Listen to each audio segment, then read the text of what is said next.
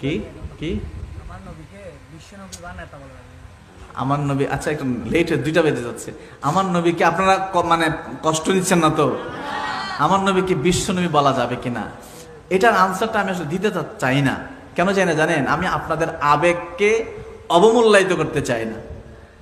একটা আবেগ মহব্বত যে জিনিসটা, এই মহব্বতটাকে আমি অবমূল্যায়িত করতে চাই না। মহব্বত, প্রেমিক যে, তার অনেক মনের বাসনা আসে, এটা প্রেমিকের কথার উপর কোনো ফতোয়া হয় না আসলে। এই দিক থেকে যদি এটা বলতে হয় তাহলে বলবো যে আপনার বিষ্ণুই বলা যাবে না, কারণ প্রেমিক যেটাতে স্বাদ পায় না এটা বলবে না সে। কথা বুঝছেন? প্রেমিক যেটা বলে স্বাদ পায় না, যেটা মনে করে যে না এটার মধ্যে স্বাদ নাই, আমি আরো বেটার কিছু বলবো, আরো ভালো কিছু বলবো, তার জন্য এটা বলা যাবে না। প্রেম এমনি, প্রেম জিনিসটি এরকম, এটা মন ভরে না, এটা মনে আমি আরো বেশি বলবো, আরো মহব্বত করে বলবো, এটা এক জিনিস, এই দিক থেকে বলা যাবে না।